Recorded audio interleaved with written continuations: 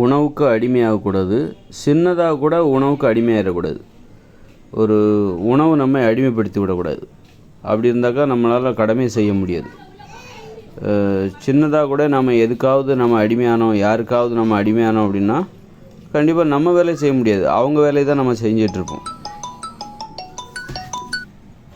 நமக்கு உணவுக்கு அடிமையாயிட்டோன்னு வச்சுக்கோங்களேன், அப்புறம் நம்ம கடமையை செய்ய முடியும். உணவுக்கோ இல்லை யாருக்கோ பிறருக்கு நம்ம மனுஷங்களுக்கு அடிமையாயிட்டோம்னாக்கா அப்போ நம்ம கடமையை செய்ய முடியும். அவங்க கடமையை தான் நம்ம செய்வோம்.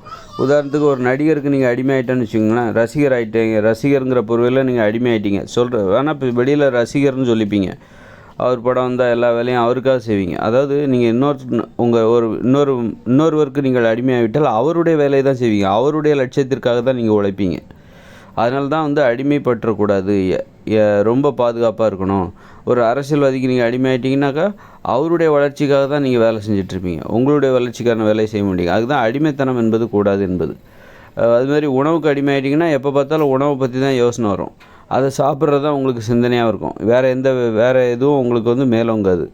அந்த உணவு தான் உங்களை அடிமைப்படுத்த. உணவு பற்றிய சிந்தனை ஆசைகள் தான் அதிகமாக இருக்குமே தவிர உங்களுடைய கடமை பற்றிய சிந்தனை ஆசைகள்லாம் அமுங்கி போயிடும். அப்படி எப்போ பார்த்தாலும் சாப்பாட்டை பார்த்தீங்கன்னா உங்களுடைய லட்சியத்தை விட்டுருவீங்க. உங்கள் லட்சியத்தை விட உங்களுக்கு சாப்பாடு தான் மேலே இருக்கும். ஒரு லட்சியவாதின்னா அவருக்கு சாப்பாடெல்லாம் பெருசாக இருக்குது. சாப்பாடுங்கிறது அப்புறமா தான், ரெண்டாவது தான்.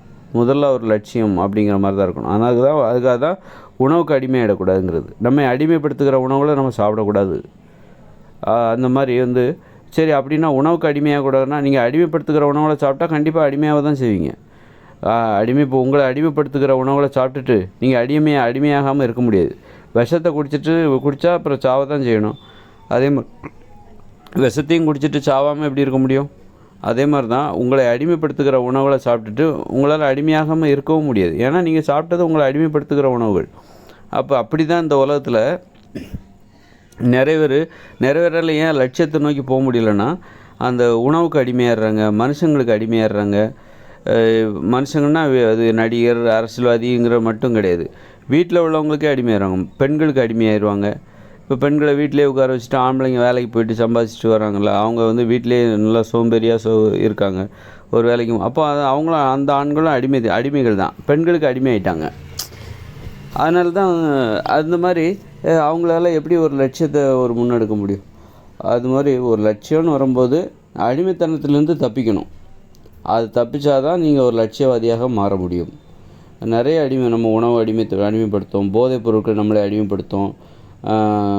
அப்புறம் இந்த மாதிரி சோம்பேறித்தனம், ஒரு தூக்கம் என்பது நம்மை அடிமைப்படுத்தும். பொழுதுபோக்குகள் நம்மை அடிமைப்படுத்தும். பொழுதுபோக்கு அடிமை, எனி டைம் மொபைல் ஃபோன் பார்த்துட்டு இருக்குது. அப்போ இதிலேருந்துலாம் தப்பிக்கணும். அதுக்கு தான் கட்டுப்பாடுகள் என்பது தேவை. கட்டுப்பாடுன்னு எதுக்கு வச்சுருக்காங்கன்னா, நீ அடிமைப்பற்றக்கூடாது. அது எந்த காலத்துலையும் மனித இனம் உயிரோடு இருக்கிற இந்த காலத்தில் மட்டும் கிடையாது. இன்னும் 2040 இந்த இயந்திர அறிவுலாம் செயலிழந்துடும். அதன் பிறகு இயற்கையோடு இணைந்த மனித வாழ்க்கை வரும். அங்கேயும் நீங்கள் அடிமைப்பட்டு விடக்கூடாது. அடிமைத்தனம் என்பது உங்களுக்கு இருக்கக்கூடாது. அங்கேயும் உங்களுக்கு கட்டுப்பாடு என்பது தேவை. கட்டுப்பாடுங்கிறது ஏன் தேவைன்னா அடிமைத்தனத்திலேருந்து தப்பிச்சாதான் நீ உயிர் வாழவே, நல்லா மகிழ்ச்சியாகவே வாழ முடியும். அதனால் நிறைய நம்ம அடிமைப்படுத்துவதற்கு நிறைய விஷயங்கள் இருக்குது. தூக்கத்துக்கு அடிமையாடக்கூடாது, சோம்பேறித்தனத்துக்கு அடிமையாடக்கூடாது. அப்புறம் அந்த மாதிரி பொழுதுபோக்குக்கு அடிமையாகிடக்கூடாது. மோசமான உறவு முறைகளுக்கு, உறவினர்களுக்கு, நண்பர்களுக்கு அடிமையாகிடக்கூடாது. இந்த மாதிரி பல உணவுகளுக்கு அடிமையாகிடக்கூடாது. போதைப் பொருட்களுக்கு அடிமையாகிடக்கூடாது. தூக்கத்துக்கு, அப்புறம் கெட்ட குணங்களுக்கு அடிமையாகிடக்கூடாது. இந்த மாதிரி இதிலெல்லாம் தப்பிச்சாதான் நீங்கள் ஒரு லட்சியத்தை நோக்கியே நீங்கள் போக முடியும். அந்த வகையில் உணவு இருக்குல்ல, உணவு ரொம்ப முக்கியம். உணவு நம்மளை அடிமைப்படுத்தின்னு வச்சுக்கோங்களேன். ஏதாவது ஒரு உணவுக்கு நீங்கள் ரொம்ப அடிமையாகிறீங்க, எனக்கு காஃபின்னா ரொம்ப பிடிக்கும் அப்படின்னா அது உங்களை அடிமைப்படுத்துன்னு அர்த்தம்.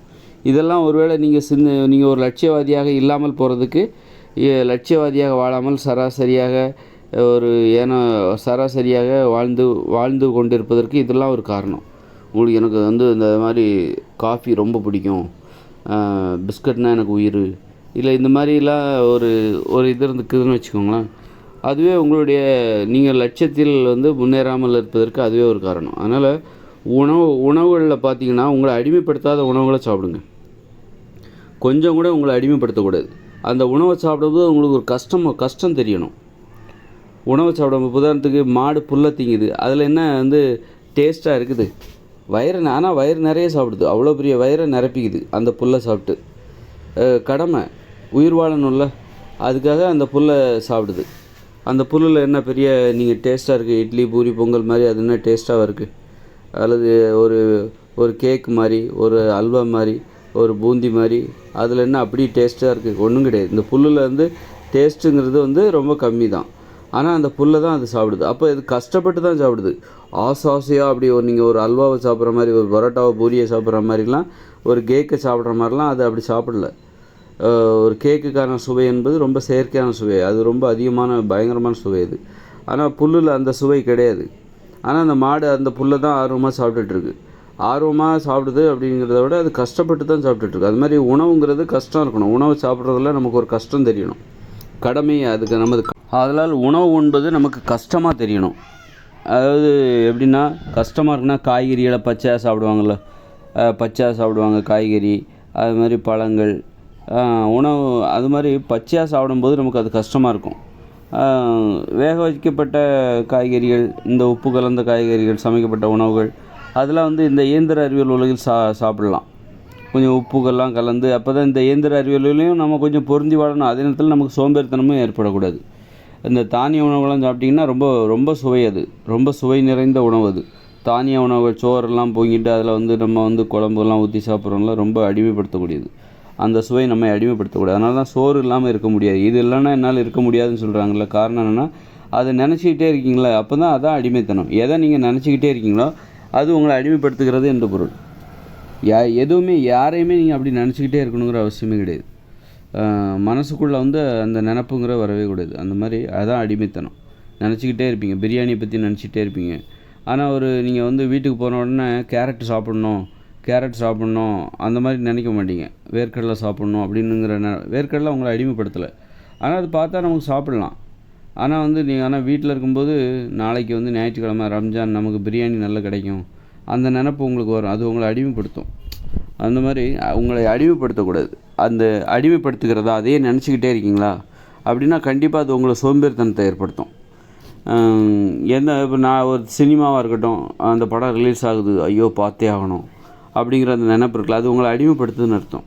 நிதானத்தை இழக்க செய்கிறது என்று அர்த்தம். அதனால் அடிமைப்படுத்துகிற எல்லா விஷயத்துலையும் உணவு மட்டும் கிடையாது, எந்த ஒரு விஷயமா இருந்தாலும் சரி, சினிமாவாக இருந்தாலும் அதுலேருந்து விலகி இருக்கணும். நான் நிதானமாக ஒரு படம் ரிலீஸ் ஆகுதா உடனே போய் பார்க்கணும், அப்படி பறந்துக்கிட்டு போய் பார்த்துடணும் அப்படின்னு பார்த்துட்டு அப்புறம் நல்லா இல்லைன்னு வெளியே வருவாங்க. அந்த மாதிரிலாம் இருக்கக்கூடாது. ஒரு நிதானமாக பார்த்துக்கலாம். எங்கே போய் நல்ல படம்னா ஓடனா பார்க்க போகிறோம் அப்படின்னு சொல்லிட்டு பொறுமையாக இருக்கணும். அந்த பொறுமையை கடைபிடிக்கணும். பொறுமையை ஏற்படுத்துகிற பொறுமைங்கிறது அதுதான் கட்டுப்பாடுங்கிறது. கட்டுப்பாட்டின் மூலமாக நம்ம பொறுமையை தான் கடைபிடிக்கிறோம், வளர்த்து கொள்கிறோம். கட்டுப்பாடு இல்லைன்னா பொறுமை இல்லாமல் போய்விடும். அதனால் நம்ம பொறுமை இழக்க செய்கிற உணவுகளை சாப்பிடக்கூடாது, பழக்க வழக்கங்களை ஏற்படுத்தி கொள்ளக்கூடாது என்பதை நாம் புரிந்து கொள்ள வேண்டும். அது நம்மளை வந்து சோம்பேறி ஆக்கிறோம். அடிமைத்தனம் என்பது நம்மை சோம்பேறியாக்கும். எந்த உணவுக்கோ சரி, மனுஷங்களுக்கோ சரி, பழக்க வழக்கங்களுக்கோ சரி, போதைப் பொருளுக்கோ சரி, எதுக்கு நம்ம அடிமையானாலும் சரி, சிகரெட் பிடிக்காமல் என்னால் இருக்க முடியாது, மாமிசம் கவுச்சி சாப்பிடாமல் என்னால் இருக்க முடியாது, இப்படியெல்லாம் சொல்கிறாங்கள்ல. இதை கவுச்சியோடே பிறந்த மாதிரி, பிறக்கும்போதே கவுச்சியை கையில் எடுத்துகிட்டு வந்துக்கிட்டே பிறந்த மாதிரி கவுச்சி சாப்பிடாமல் என்னால் இருக்க முடியாது. அப்போ என்ன, பிறந்து ஒரு 6 மாதத்துக்கு நீ பால் தானே குடிச்சிருப்ப, கவுச்சி சாப்பிட்டுக்கிட்டே வந்திருப்ப, அதுக்கப்புறம் தானே கவுச்சி சாப்பிட்ட. அந்த மாதிரி இவங்க சொல்லிக்கிறது, பெருமையாக சொல்லிக்கிறது. சிகரெட் பிடிக்காமல் என்னால் இருக்க முடியாது, தண்ணி அடிக்காமலாம் என்னால் இருக்க முடியாது, டெய்லி நான் அடிப்பேன். இதெல்லாம் வந்து பெருமை. என் முன்னாடியே 2 நாள் டெய்லி நான் இழுத்து போட்டு அடித்தா தான், அவளை 2 அடி அடித்தா தான் எனக்கு திருப்தியாக இருக்கும் அப்படின்னு சொல்கிறதுலாம் அடிமைத்தனங்கள். அந்த மாதிரி எதுக்குமே நம்ம எதுக்குமே அடிமைத்தனம் இல்லாமல் இருக்க வேண்டும். எதுவுமே நம்ம அடிமைப்படுத்தக்கூடாது.